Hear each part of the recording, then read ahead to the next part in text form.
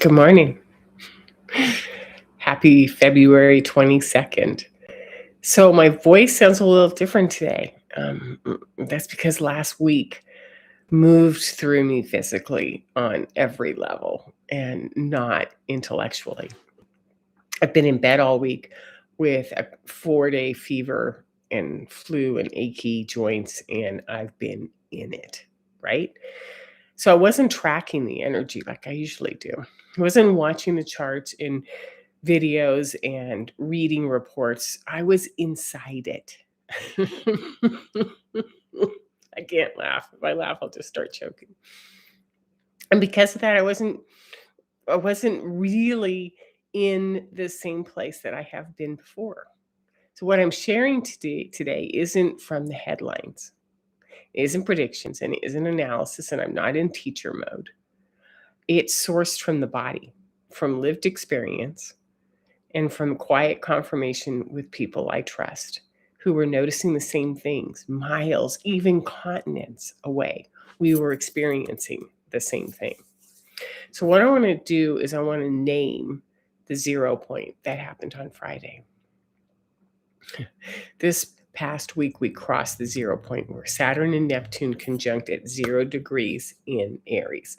I've been talking about this for months, and we sort of went into it. And of all things, I went into it on the couch, unaware of pretty much anything, and just doing deep breathing and self care, which I thought is a very unique way of experiencing it. 0 degrees, this 0 point in Aries, where Neptune and Saturn crossed. This is not something that has happened in recorded history as we know it. So we are talking about thousands and thousands of years in traced recorded history where we cannot find a time when this 0 point happened, right?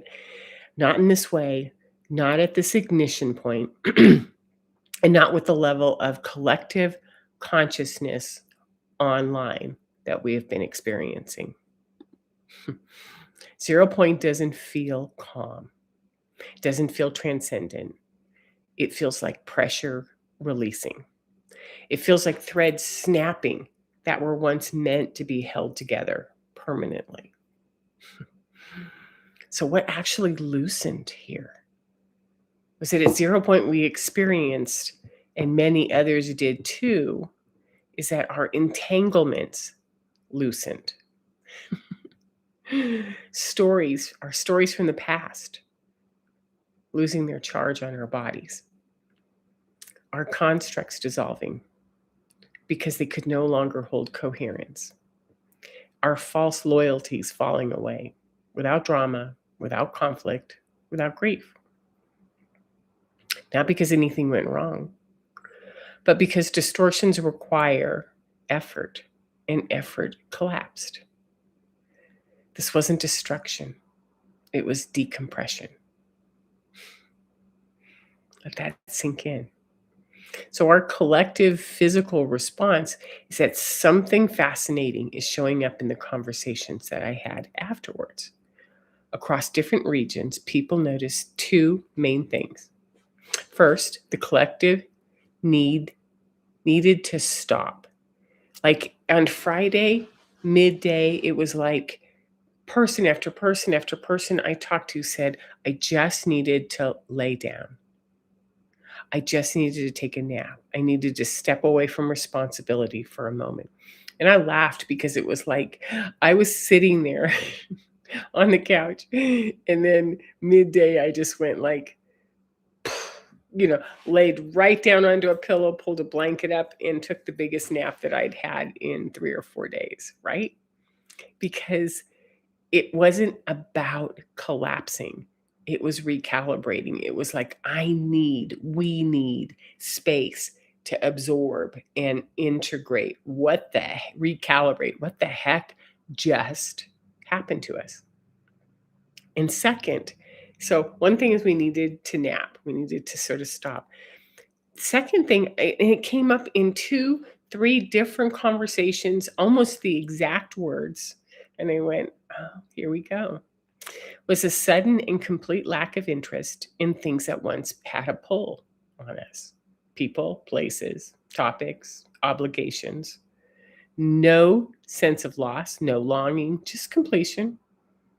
And that's really important because when something ends at 0 point, it doesn't ask for processing.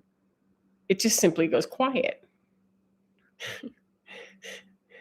It just disappears. It just ceases. And I even had a girlfriend say, it feels like what happened in the past is now years or decades away, and it was only last week. And I said, yes, I understand that. It's as if the world as we knew it untethered itself and moved away. So we had a skill set that came online at 0 point. It was already growing. It was already visible. And I have this 7 of discs. And in the Thoth deck, it's a vision of something that's covered completely with peacock feathers. So you can't really see what's behind it. And then when you look at the light seers deck, what they do is, what she does is she says, you might be thinking it's this and not knowing all of the richness of what's going on underneath, right? And then I think this is Sacred Rebels, which is the shock of the new. It's like everything is changing within us, and these coordinates, these frequencies are coming out of our throats, right?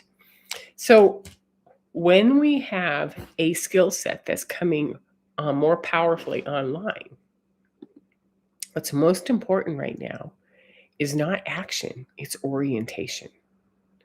It is the primary faculty available to us right now, and that's claircognizance, which is having absolute clear trust in your knowing. Whatever story you get, whatever piece of information, whatever data drops in, you go, yep, I get it. That aligns with me. That aligns with what I know. And I trust what my inner knower is detecting.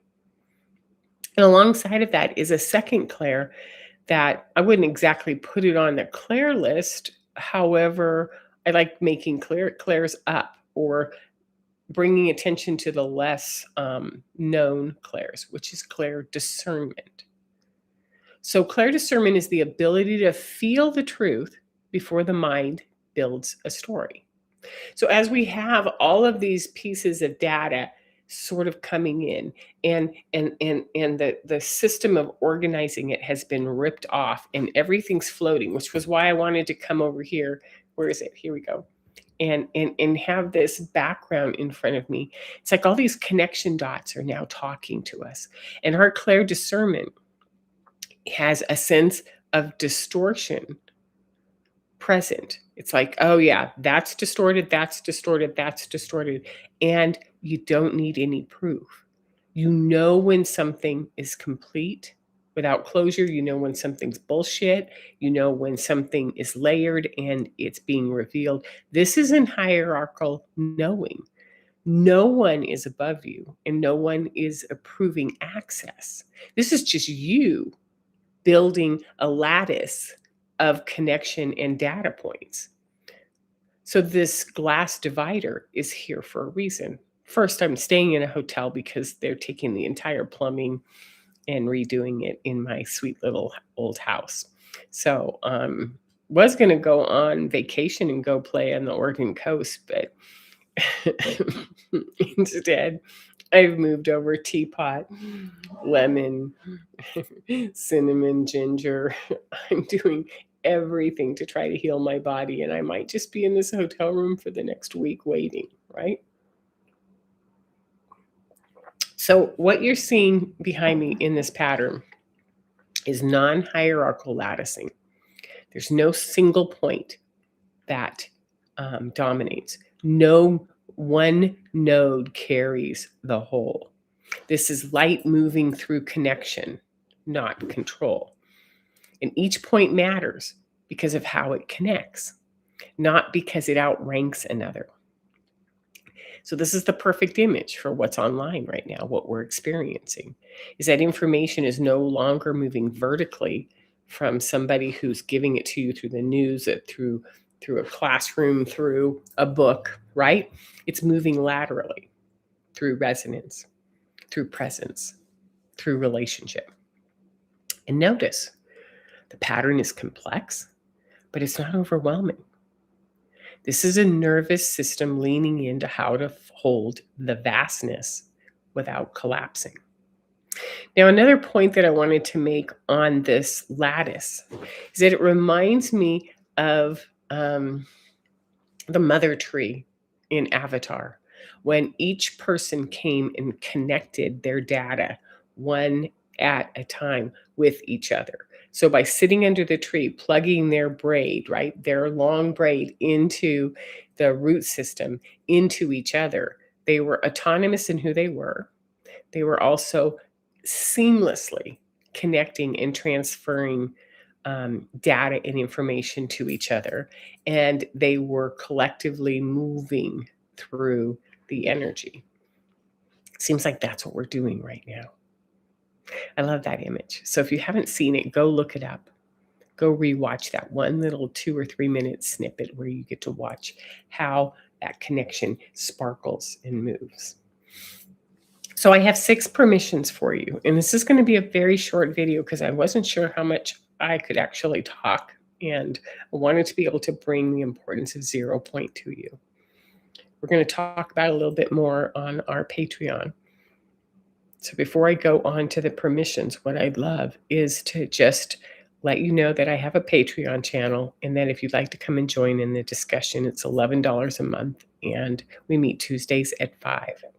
So sign up, bring your questions. You get an email with the Zoom link, right? Okay, so permissions. This is an interesting approach. This is new. So from 0 point forward, these are not rules. These are permissions. So the first one, you're allowed to trust what quietly makes sense. Number 2, you're allowed to step away without explanation. Number 3, you're allowed to rest without earning it. Number 4, you're allowed to observe without reacting. Number 5, you're allowed to be curious without being certain.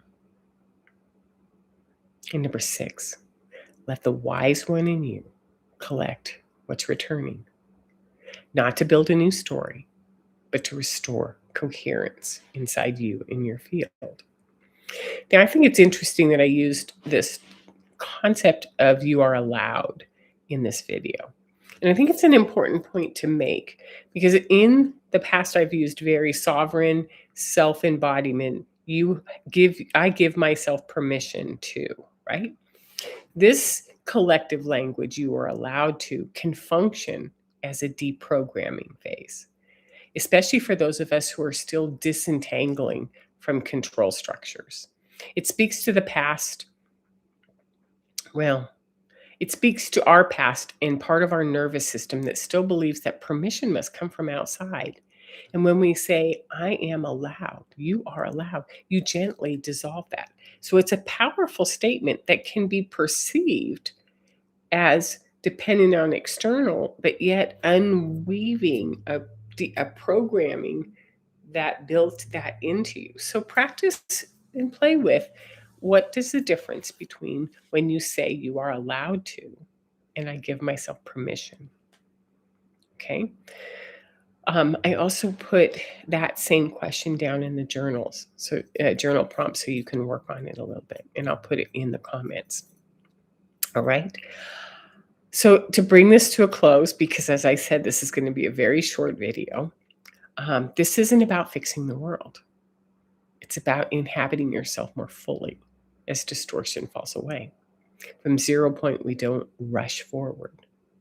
We enjoy all of the things that are releasing, all of the data points that are releasing around us, and we start to collect information and we orient. All right, think about that, we orient. So thank you for being here. Thank you for watching. And here's the journal prompt. When I speak the phrase, I am allowed to, and I give myself permission to, what shifts in my nervous system, my breath, or my sense of agency?